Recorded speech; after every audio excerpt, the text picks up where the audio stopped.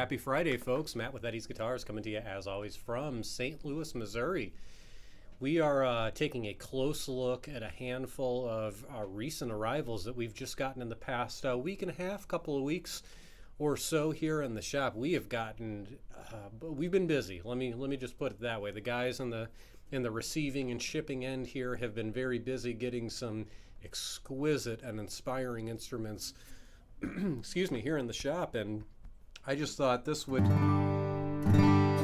be a heck of an opportunity to just walk through a few of these pieces and share some of them with you folks. This guitar that I'm holding here is sort of a continuation of a special series of guitars that we're doing through Taylor's kind of custom operation there. This is part of the Eddie's Guitars 50th anniversary lineup here. This is essentially an all-Koa Grand Auditorium model. You can see that beautiful Venetian cutaway. It's kind of signature to the Taylor Auditorium, Grand Auditoriums rather, GA bodies. And we've done, we did a run earlier this year of all Koa GA models that rapidly sold out, and those were very fun guitars to get to know. We did just sort of a little bit different variation on the all Koa context here in these custom GAs that we did to celebrate the 50th anniversary of Eddie's Guitars here. These are ridiculously curly figured Koa on these guitars here, and the binding and the bevel package on these guitars is a beautiful bloodwood. Mind hitting that angle for me there, sir? Thank you. Beautiful, insane Koa on these guitars here.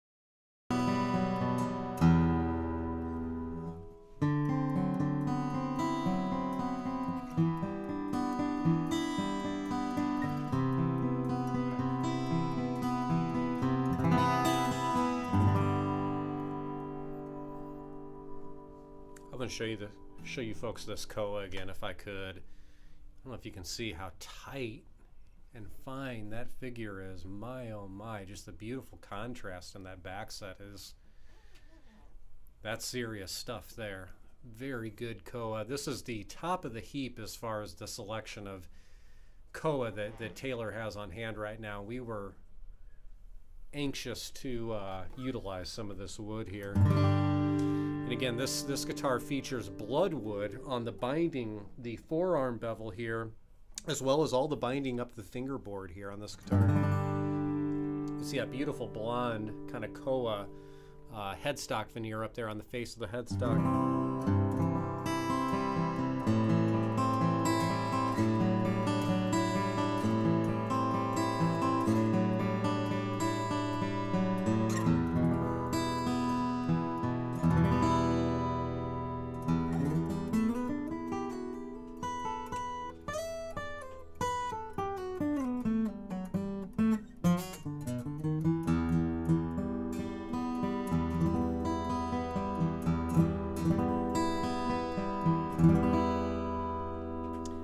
Got that kind of signature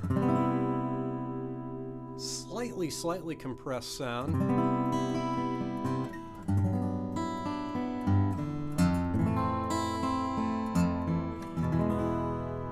but real balanced, real sweet.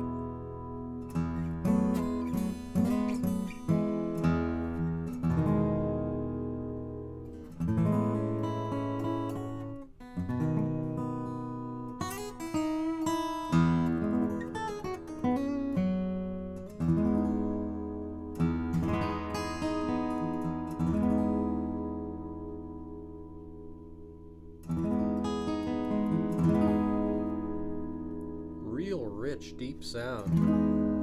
Sometimes Alcoa guitars can be a little flat sounding, honestly. This guitar has really nice liveliness to it. It has good dynamics in there too.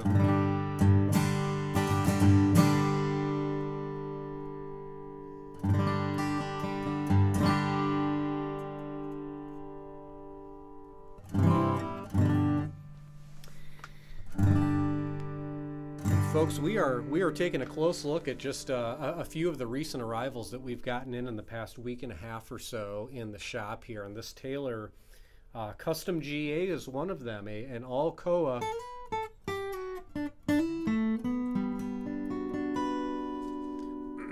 Granville here at our shop worked very, very closely with the good folks at Taylor Guitars to have these guitars specifically made exclusively for our shop. So we've gotten what maybe 2 or 3 of these in, Andro? Is that? I think we got 3 of these in, the custom GAs and the Alcoa with this particular sort of format here, which you can certainly view on our website.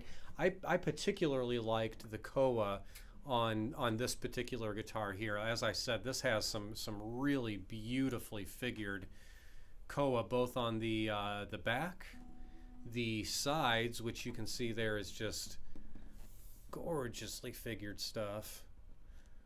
ES2 electronics down there, and then of course on the top there you can see that nice sapwood and that nice dark sort of lining before you get to the actual meat of the figured part of the guitar there. It's really just a lot of dimension there in the color and depth of that top, and just the figure is just truly three-dimensional in these guitars. And again, all that bloodwood detailing on the forearm bevel there, as well as all the way around the binding on the fingerboard and everything.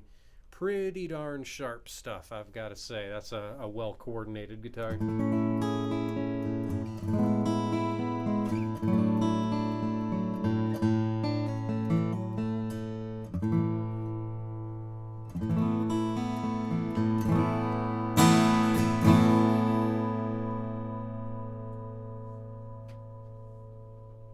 Shiny sustain out of that guy.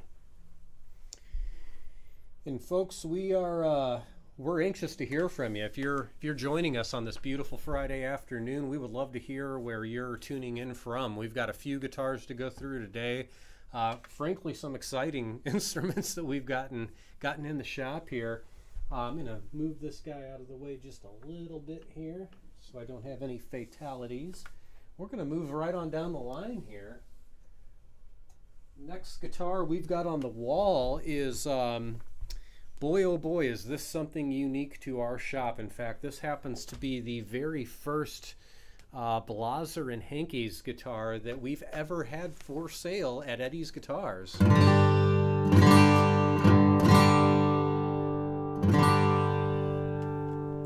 If you're less than educated about the Blaser and Henkes guitars, these are built in Germany by just a couple of luthiers. It's a very, very small and exclusive production of very high-end acoustic guitars that's coming out of the B&H shop there out of Germany.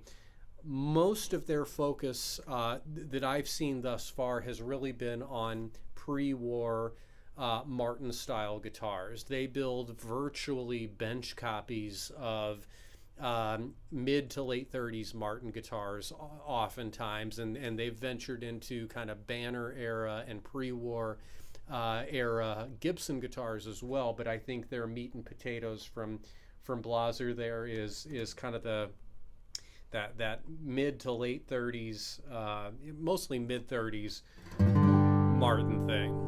And they build some gorgeous OMs. They build some gorgeous smaller body guitars, double O's, 12 frets and such. And again, kind of Gibson style guitars. But I think the guitars from them that really have that quality to them, and maybe not quality is the word, just the vibe, is their square shoulder dreads. They're absolute bluegrass cannons.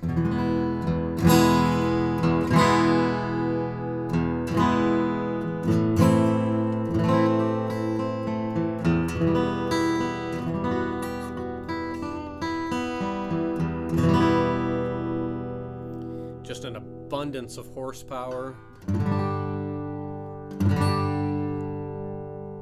Lightweight build style, exquisite tone woods used throughout, and again, these guys are absolute vintage gurus themselves. They themselves have quite a collection of genuine vintage Martin and Gibson guitars, so they have these reference points constantly on hand of exemplary vintage instruments to sort of base these modern creations off of. And I got to tell you, there's just a couple departures here and there from being really truly the old school Martin style of build, one of which being the fact that this has the Swiss moon spruce top. You mind hitting that camera for me there, Jandrew?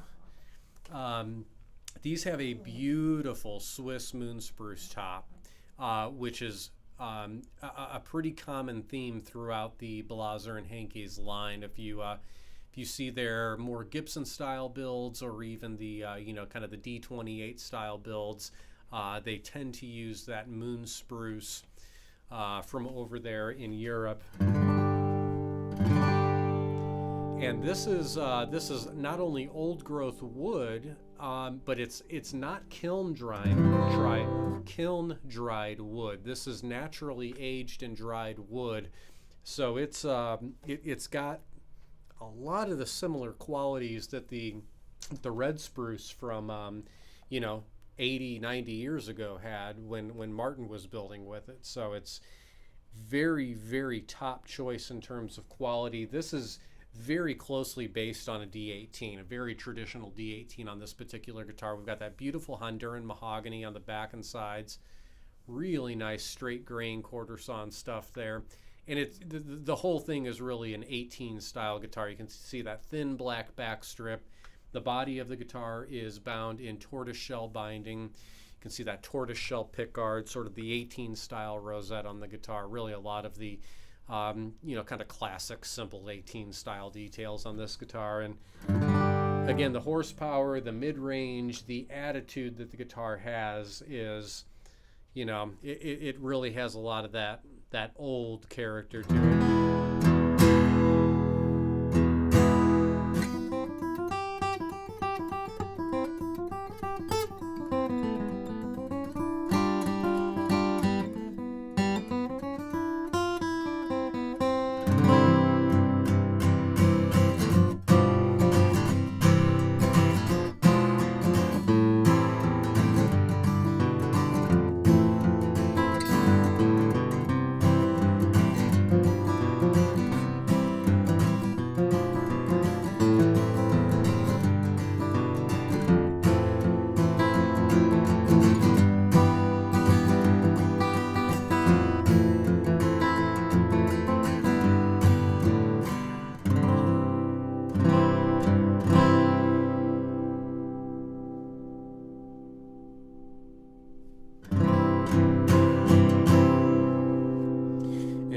For context's sake, it's helpful to be aware that that Blaser and Henkes offers, of course, they'll build anything for you kind of on a custom basis, of course, but their meat and potatoes is kind of either the mid-30s style or the late 30s style. And this particular guitar, the Phoenix 18 that we've got here, is sort of the what they would refer to as the mid-30s style. So we've got a 1 3/4 inch nut, we've got a 2 5/16 spacing down here at the bridge. All of the bracing inside of the guitar is a forward shifted styled Adirondack spruce braced, fully scalloped, operation, all hide glue. It's on paper, it's checking absolutely every single box that one might want for a 30 style, D18 style guitar.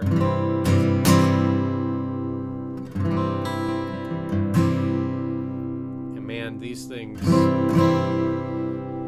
I've only had the opportunity to play 3 or 4 Blaser and Henkes guitars in just my exposure to them, and every single one of them, each in their own right, was just an amazing creation. This one absolutely included in that mix. Just loud and projects, and it just makes you want to make a lot of noise with it. And I'll tell you, in an ensemble scenario, this guitar would more than hold its own. This guitar was built in 2008, so it's not a brand new guitar. This is a pre-owned guitar.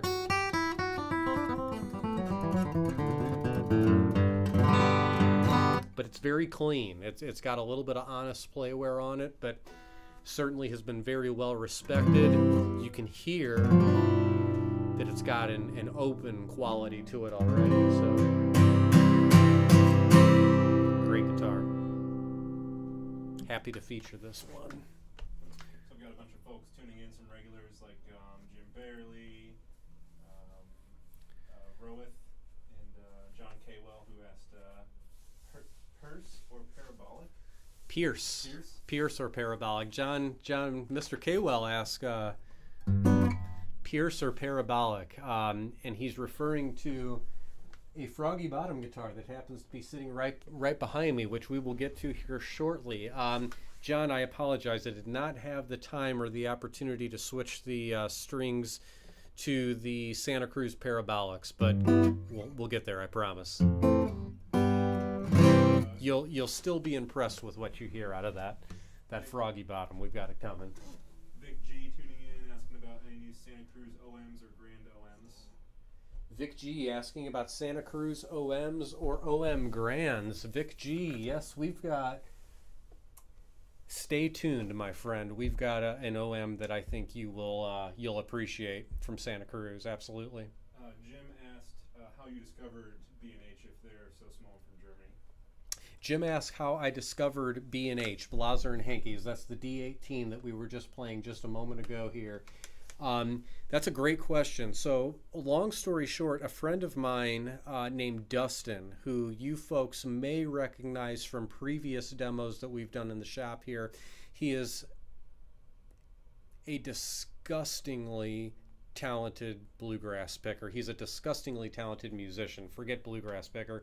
He happens to focus on bluegrass. He's an amazing musician in every regard.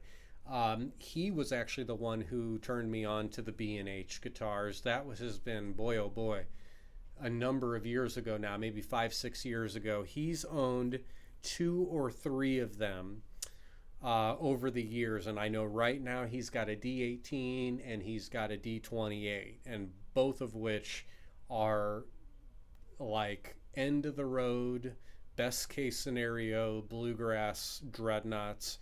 He owns them, and they're Blaser guitars.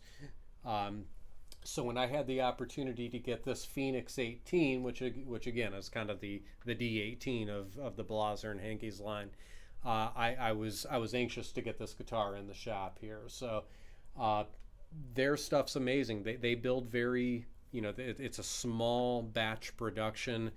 I know about their stuff because of my friend Dustin. I think eventually I would have stumbled upon their stuff anyway, but he was my first true exposure to their guitars, and I'm grateful for that exposure for sure. Tom points out the wonderful round and warm sound of the B&H. Sounds quite responsive even from a mic, and asks, does it have a T-bar or an adjustable truss rod? Okay, Tom asks, first off mentions that the B&H here that we just played just, has that responsiveness to it. 100% agree with you. This guitar, I'll tell you what, that's a great question. I think this guitar has an adjustable truss rod, but now that we're talking about it, I need to double check that. Boy, oh boy, I'm embarrassed that I don't know off the top of my head. We will find that out, though. That's a great question, and one that I wish I should have done my research on. Here we are. That's the beauty of live, isn't it? All good? All good. We're going to move right on down the line here, folks. We've got another impressive mahogany dreadnought that we just received from my friends at Collings Guitars. This is a D1AT from the traditional series line. This is again sort of another interpretation on a classic kind of D18 style guitar. This is Collings interpretation. Boy, that's got a lot of horsepower itself, doesn't it?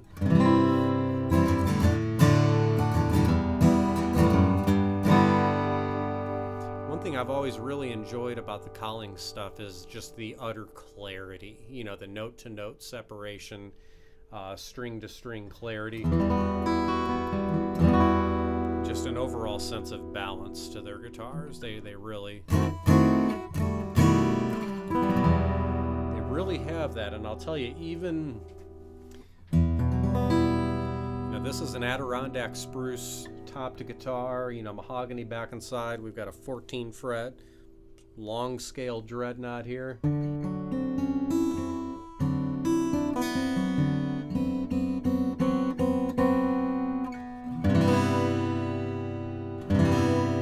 But it's still as responsive as can be.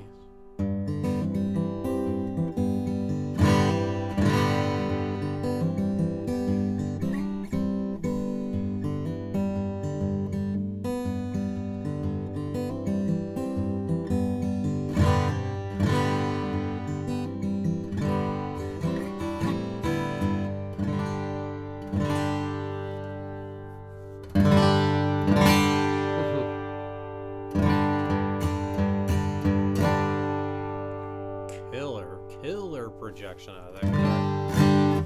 You folks can see this guitar has the that vintage satin finish from Collings there, and I gotta tell you, this is a fabulous feeling finish on these guitars here. You can see it's just got a bit of a glow to it.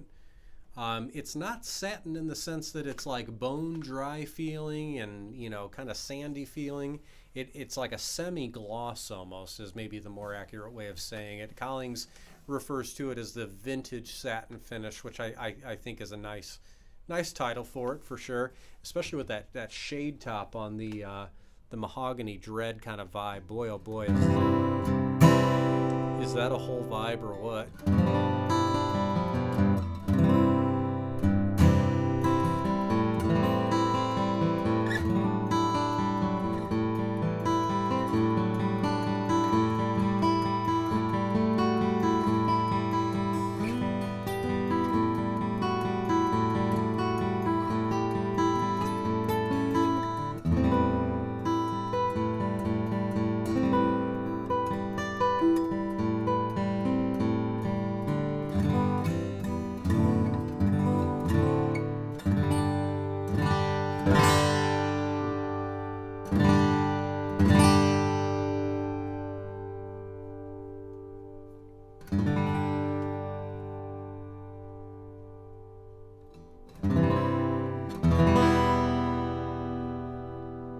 Yet another guitar that I am confident would sit beautifully in a mix here.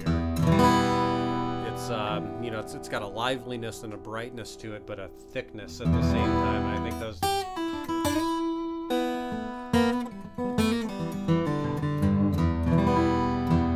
those mids would really cut beautifully. Are those rosewood bridge pins? What are those? The bridge pins on the Collings that I've got here. This is the DA1 traditional. These are actually the Waverly tortoiseshell pins on this guitar. That's a good question. I don't know if you can see those. I'm going to see if we can show those to you. There you go. Beautiful ebony bridge. You can see that long cut through saddle on that guitar. Those are Waverly solid bridge pins. These are not slotted. I have to tell you, the as far as stock stuff goes, a lot of the bridge pins that Collings chooses to use are among my favorites, honestly, because they don't use any slots in their bridge pins. The particular way that they fashion their bridge and their bridge plate allows the strings and the ball ends to go in a way that you don't even need a slot in those bridge pins. So it's certainly a nice design there.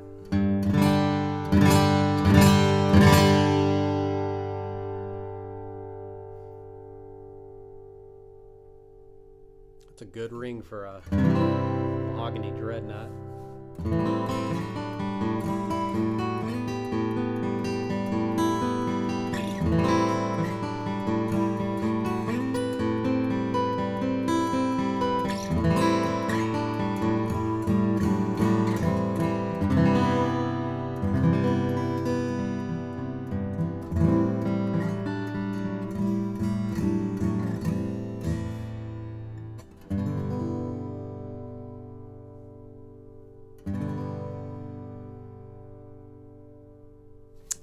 There's a lot of stories in that guitar, for sure.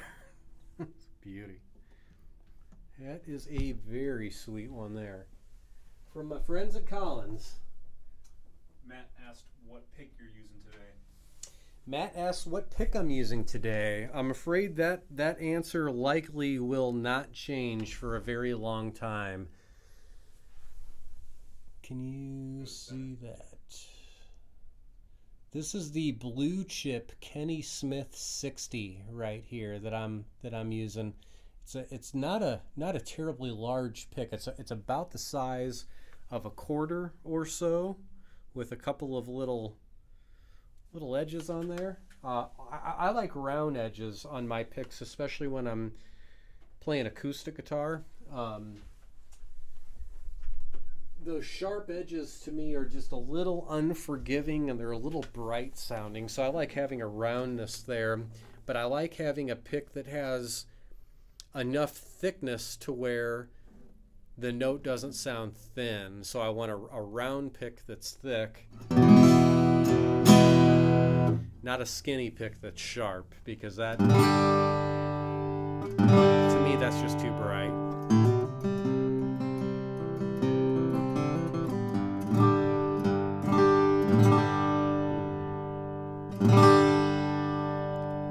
While this guitar will accept a pick very finely, you can hear we might not even need one for this, because this thing's got so much detail to it all on its own.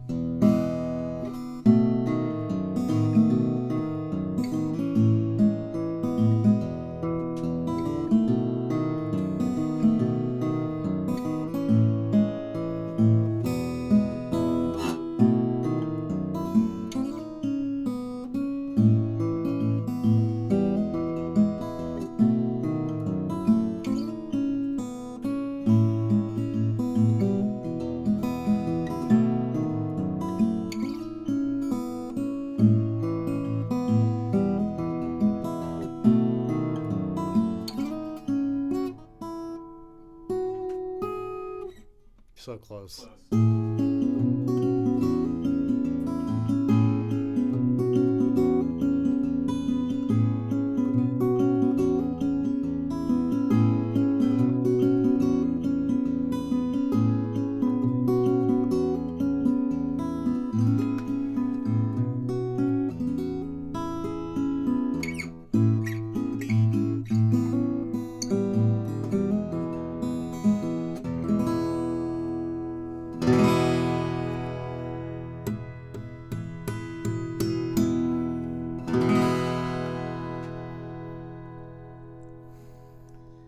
And this guitar that I'm playing here is a beautiful Collings C10A. This has their Adirondack spruce top on it, beautiful dark tobacco sunburst finish on it, you can see there. The C10 is very much so the unapologetic L00 style guitar from Collings. 14 fret, shorter scale length, just has that classic punchy mid-range to it, especially having that Adirondack top on it. This guitar has a dark stained mahogany back and sides, rather dark stuff here. Nice straight grain quarter sawn Honduran mahogany, and a beautiful Adirondack, sunbursted Adirondack spruce top. And the Collings interpretation on the classic Gibson L00 is kind of follows suit with Collings interpretations on a lot of other classic guitars. whether they be Martin or Gibson. It's a higher fidelity version, a very detailed version of those older guitars. Just more information hitting your ears all at one time.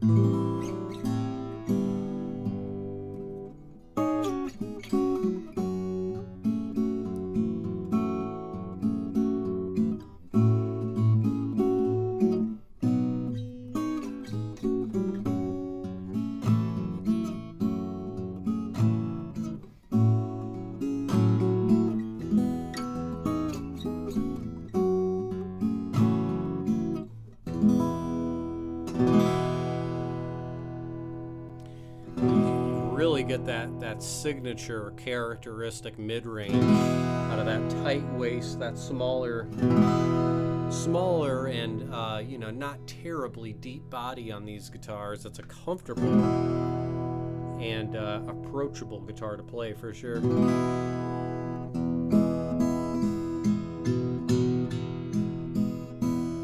Heard a lot of folks over the years refer to, L00 style guitars as being very honest, very true guitars, and I think there's a lot of truth in that statement.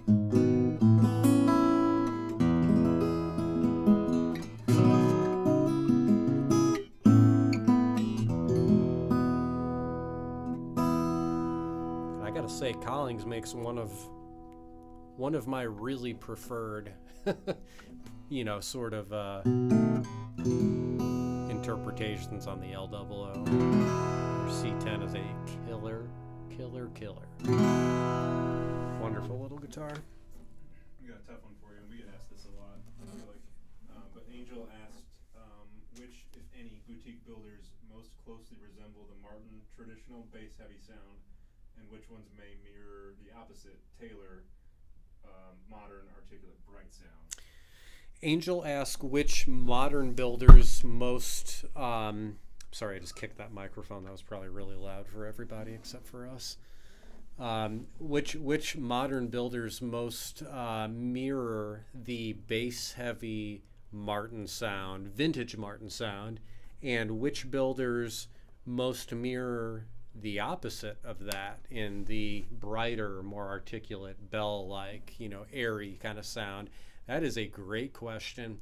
When I think of traditional Martin-style guitars built by current-day accessible builders, those builders would be Preston Thompson, Santa Cruz, in some cases Bourgeois guitars. If you're very deliberately going after a vintage sound, you can communicate that with somebody like Bourgeois, and they can tweak things to make that happen. But Santa Cruz and Preston Thompson are probably for me at the top of the heap of the vintage Martin kind of vibe. On the polar opposite end of that, Angel asks what would be your input on non-Martin, brighter, airier, more shimmery type of acoustic guitars that would fall more in line with the contemporary Taylor, style voice. My response to that would be absolutely at the top of the heap, Goodall guitars. They have so much glassy dimension and beautiful shimmer and just this built-in reverb that just keeps on going forever. Goodalls to me are a lot like Taylors on crazy amounts of steroids. What else is out there? In a sense, I would put somebody like Ryan guitars in there, but it not necessarily just in the context of being brighter, because the Ryan guitars to me are there's such a width to them. They're both brighter and darker at the same time. Which is pretty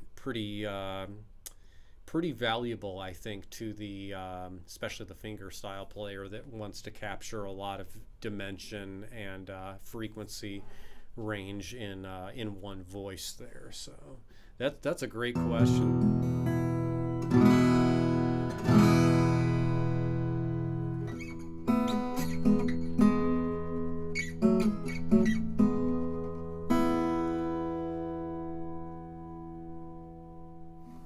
great little L00 style guitar there from Collings, no question.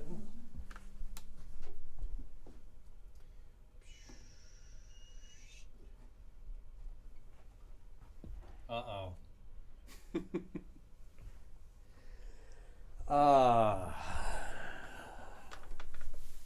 I have to say, this guitar has it's not done me any favors as far as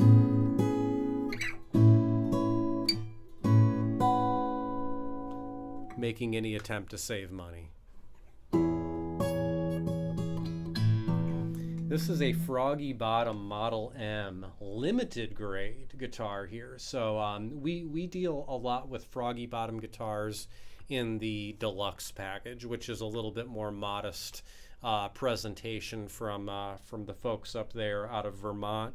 The limited grade guitars, however, are kind of a level above, for sure, to put it lightly. You can see we've got this is what is referred to as Michael Millard's vintage German spruce on this top here. I've also commonly heard it referred to as 1876 vintage German spruce, and I'll be honest with you, I have to do a little bit more research as far as if that year really holds a lot of significance in these particular tops here. But this, I should say, is just one of the finest European spruce tops, especially old growth, non-kiln dried European spruce tops that I think might be able to be had out there these days at least. You can see the Model M is kind of a curvy, it's almost kind of a barely shrunken down Gibson J185 type of a shape. You can see that tight waist, that relatively smaller upper bout, that beautifully round, voluptuous lower bout there. I'll tell you, I'm just distracted by this German spruce. I'm not going to lie to you folks. But I've got time to look at it afterwards here. So we're going to keep moving here. The back and sides on this guitar are an insane set of 5A Madagascar rosewood. It's filthy. It's just filthy. Amazing Madagascar rosewood on this guitar. And I don't know if you can see that. We're going to try to show you here. An amazing red male cardinal scrimshod there on that heel cap. And yeah, we're from St. Louis. We've got the St. Louis Cardinals. That's fine or whatever. The cardinal does exist in other places than the Midwest here in the United States, though. So I hope that we're not guilty of being too selfish on that choice of that male cardinal on the back. But I just thought having something colorful on the back of this guitar that already has a great deal of dimension and color in the inlay and everything would be very appropriate. And boy, oh boy, I don't know if I said it already, this guitar has been haunting me in a very bad way.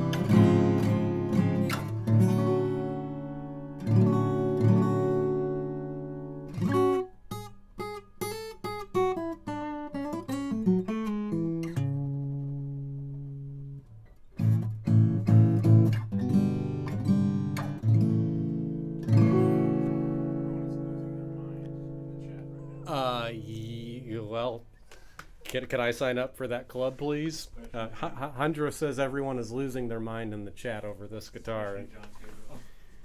John. This is how you get when they play you to heaven. Jim Barrett said he's proud to say that guitar's from Vermont. Matt says that guitar is a doctorate in acoustic vocabulary. Ooh, well said. A doctorate in acoustic vocabulary. I like the ring of that a lot. Matt said that? Yeah. Rowan said, who says happiness can't be bought?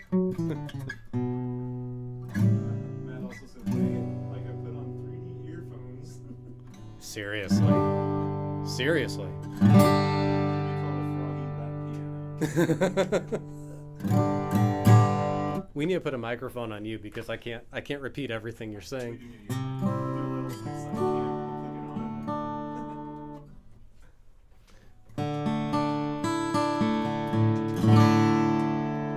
Well, yeah. Okay, well, we're getting good getting good results out of this guy here. That's the Froggy Bottom Model M Limited. Again, in the vintage German spruce and the 5A Madagascar rosewood back and sides. Can you do that other angle for me one time, right quick? Very, very straight, very beautiful. There you go. That's more like it. There you go. Give you an idea of what it's like up close and personal there. And you can see that just amazing cardinal scrimshaw on the back and sides there. Not the back and sides, on the heel cap rather. Very, very fine stuff there. When it takes as long as it takes to have a Froggy Bottom made, and you only have so many build slots allotted to you per calendar year, you don't tend to mess around with average stuff. You want to kind of take it to the next level and make it worth it, and next level worth it right here. All the way. I almost hate to put that one down, but we got to keep moving. We got more guitars. We didn't just get one in. What strings are on that? The strings that are on the Froggy Bottom that I just played are the John Pierce light gauge 80/20 bronze strings. Those are a polarizing string, to put it lightly. There are folks that will live and die by those strings, and there are folks who will not ever even attempt to use those. I've had mixed results with the John Pierce 80/20 strings myself. I've had mixed results in that I have to tell you, I love how they sound. They have a dryness to them, they have an honestness to them, and a supple feel to them for sure. But they don't offer a lot of dimension on their own. And I've got to say, I don't know if it's the makeup of the oils in my hands or what, but John Pierce strings, whether they're 80/20 or phosphor bronze, they just don't last a long time for my hands. So I find myself getting a few days out of them, getting really great tone, and then before too long I find myself thinking, where did that tone go? I want that tone back. And you just can't get it back until you put a fresh set of them on there and get them broken in a little bit. But I wish I got a little bit more lifetime out of them than I do per set. Enter the Santa Cruz guitar with the Santa Cruz strings, because these are my unapologetically without any question, these are my go-to strings.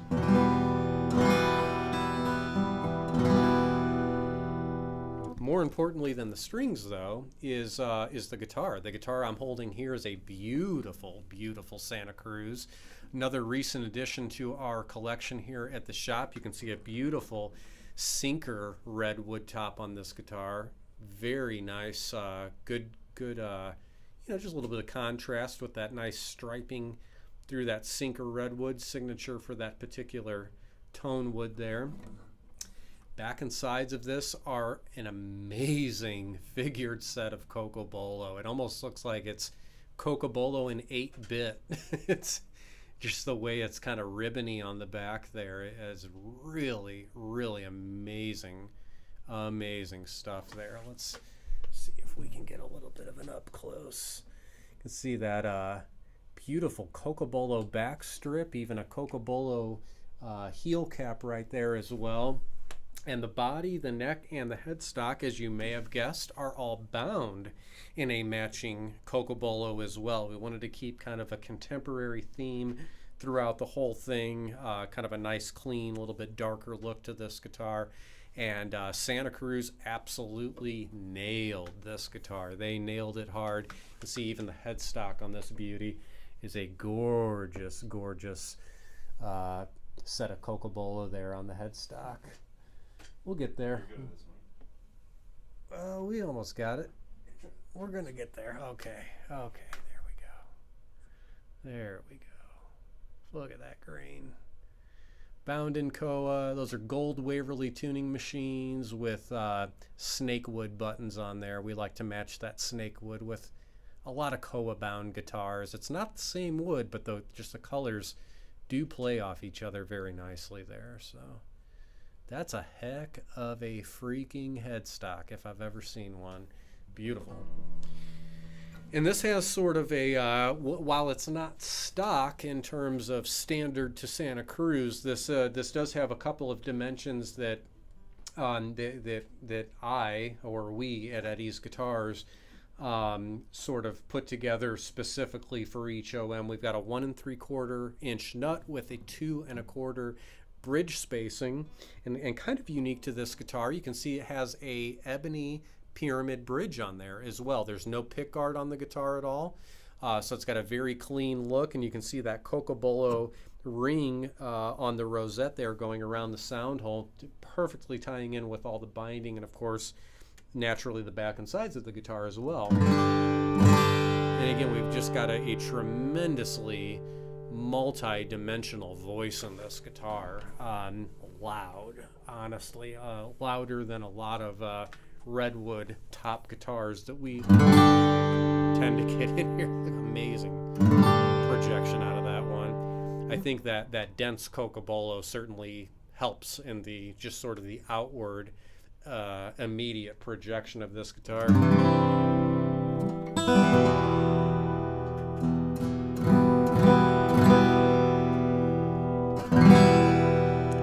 It's got some good headroom to it. Kind of digging in.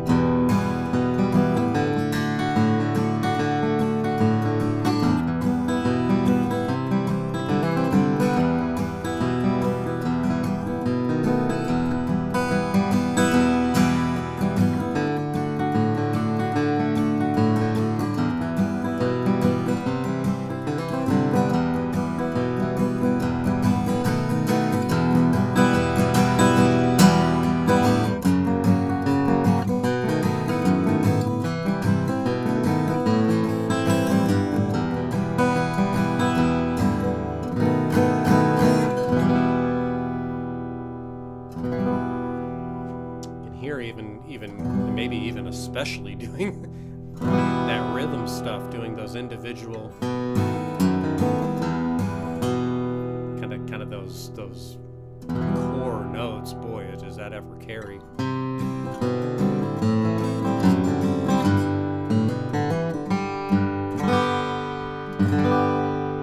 Boy, that's superb headroom for a redwood top guitar, I've got to say.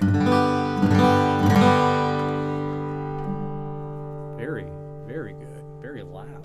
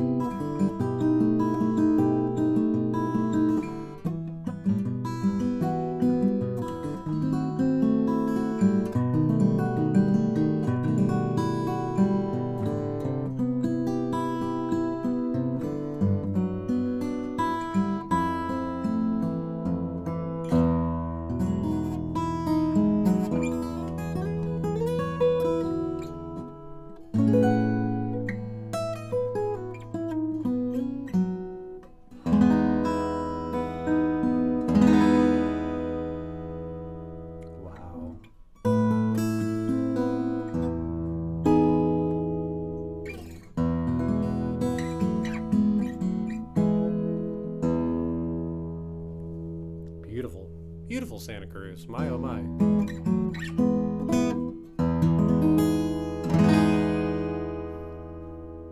Again, we are taking a look at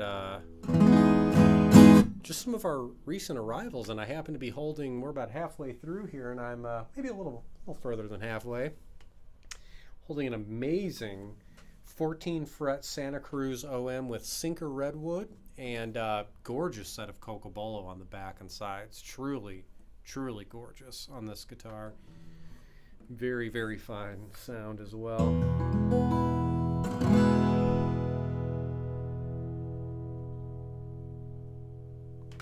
A lot of frequencies happening there all at the same time. Pretty cool.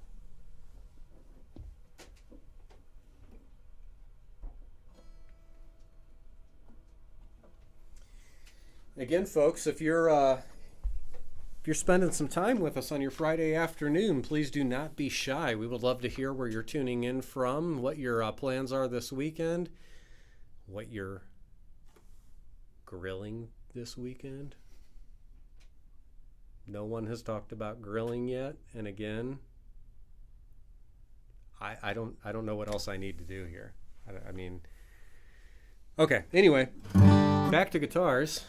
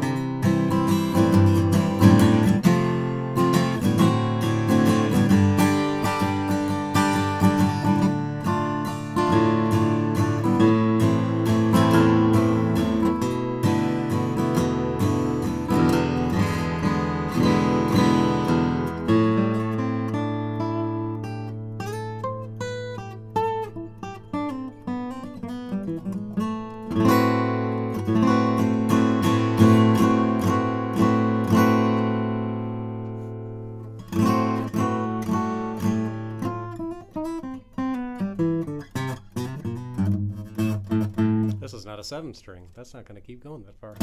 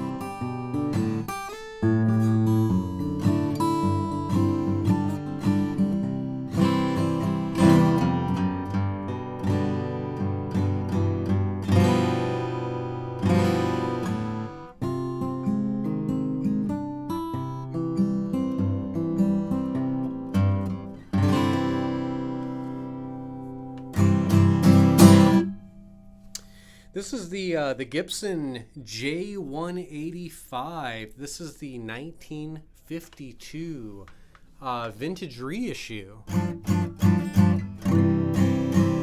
in natural finish. This is a nice kind of an antique natural Sitka spruce on the top with maple on the back and sides of this guitar. Nice curly maple on the back and sides of this. Great blonde color. Bound all in the Ivroid binding, of course, and Gibson style.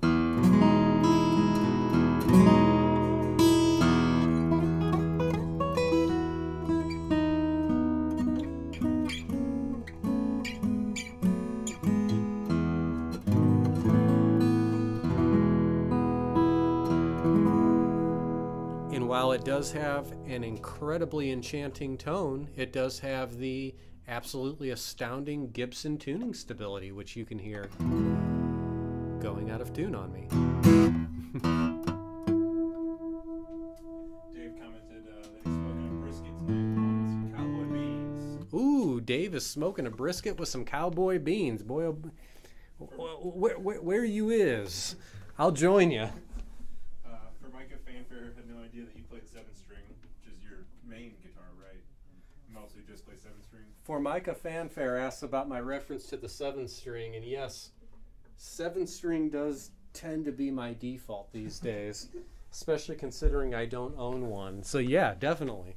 We got Peter heading out on a road trip from Madison to Pearl Fest, leaving tomorrow and camping along the way, taking the Waterloo guitar, a Pisgah banjo, and a dry-aged bone-in ribeye for the grill Oh, baby. in the land between the lakes, Kentucky. And this weekend he's going to be cutting down trees off farm fences due to Ida. Lots of places around running chainsaws. Sure, I can imagine. And that was Pete, right? Yeah, Peter. Peter mentions he's going to Merlefest. Is that right, Merlefest? Yeah. And I'll tell you what, man, after my own heart, not only is he going to Merlefest, which thumbs up on that alone, he's taking his own freaking beef to Merlefest so he can grill it himself. Good man. Kevin wants you to play authentic. Kevin is asking me to play to play authentic. To play authentic? That's the Gibson tagline, play authentic. Who was that, Kevin? Kevin. Kevin's asking me to play authentic. And by that I mean play authentic. I think I'm going to pass on that. Thanks, Kevin. I'm kidding. I don't know what that might even mean.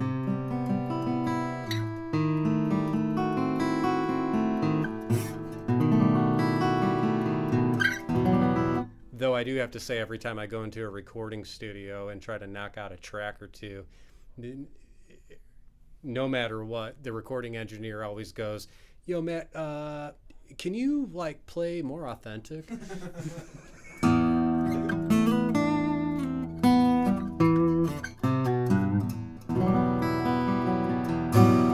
Which explains the abundance of recordings I have out right now.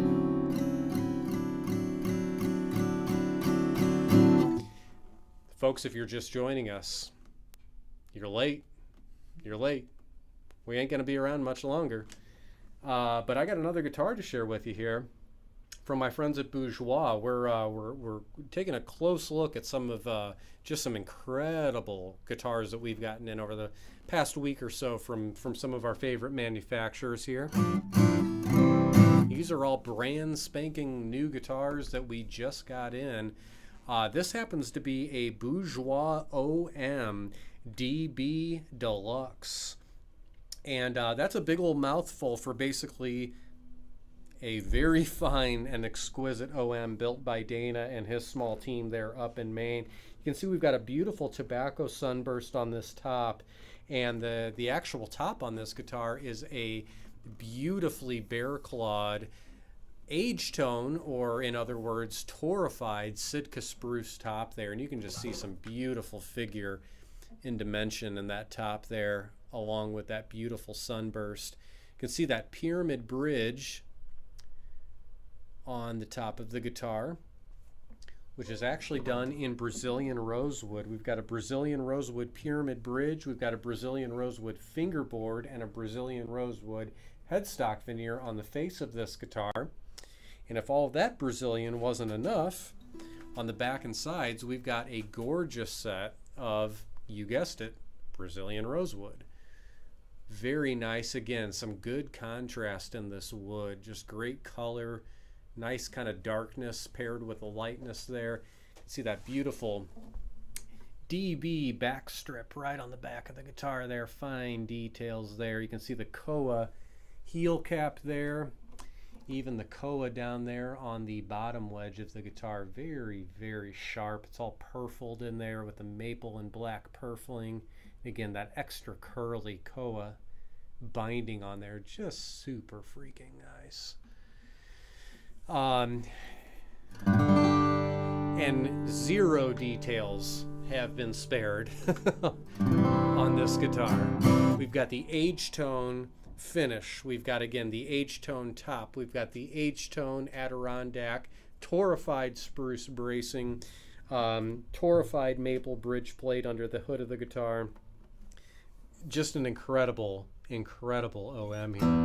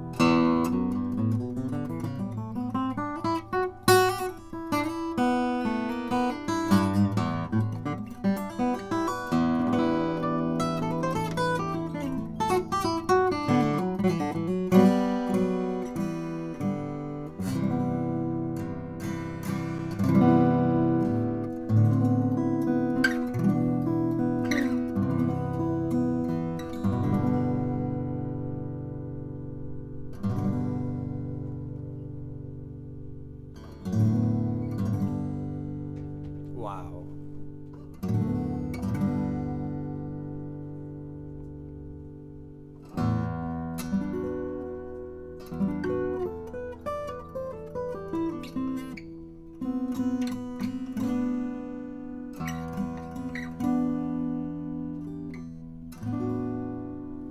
Those of you who doubt the magic of Brazilian rosewood, I enthusiastically invite you to come play this guitar in person and experience what I'm experiencing. This is exemplary Brazilian rosewood in terms of tone.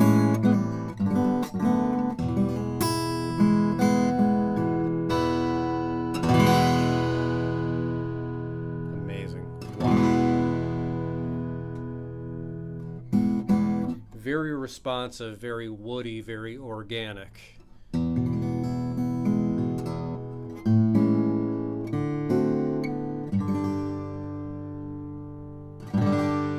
Very inspiring, for sure. Folks, if you have any lingering questions, now would be the time to submit them into our comments there. Before we get too much further, I just want to thank everyone yet again for joining us here on a lovely Friday. I've had way too much fun with the guitars that we've been looking at today. If anyone maybe wants to hear one more really quickly, if there was one that was lingering, I would probably entertain that real quick.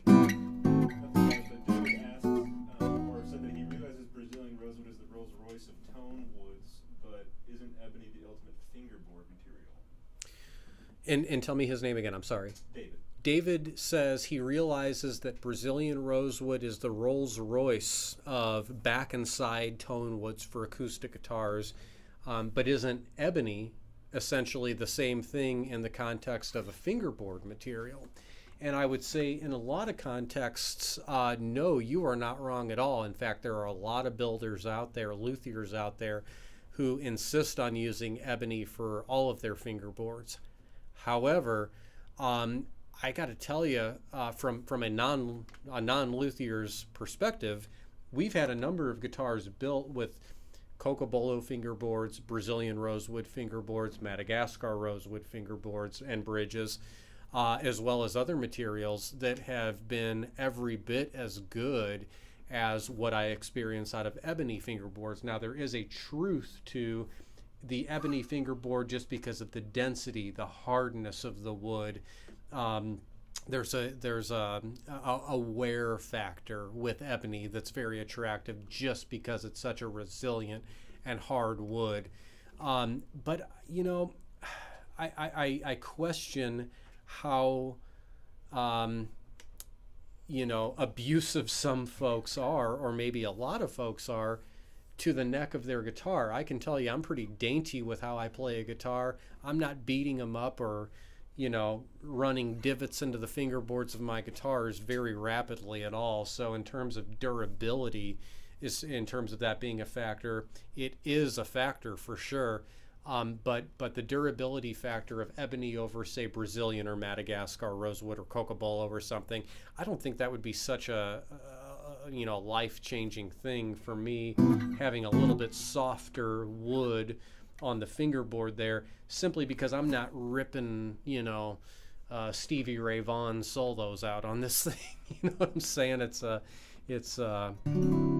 It's functional, but I'm being gentle on it, you know, and I think if that's the case, then you could get by with Indian rosewood, you know, anything really. I mean, look at how many rosewood fingerboards are out there from Gibson, from Martin, from many other makers.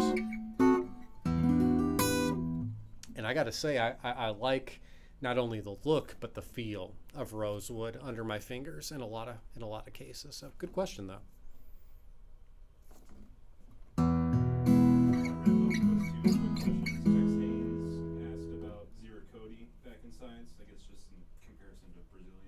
Mm-hmm.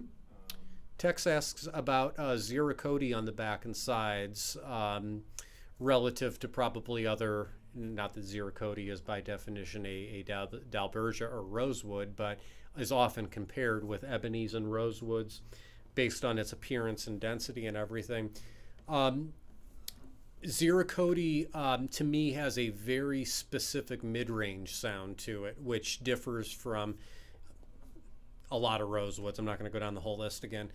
It's got a different presence in the mid-range that is present. It's not scooped. It's present in the mids. Similar to cocobolo, less glassy. Perhaps I would describe it as slightly less forgiving than nice, round, rich cocobolo. A little bit drier in tone than cocobolo. Gorgeous wood though, and we're still at a point in time right now at least where luthiers seem to be able to get their hands on very fine examples of Ziricoti. So kind of a nice thing, you know. It's a somewhat of an abundance there seemingly.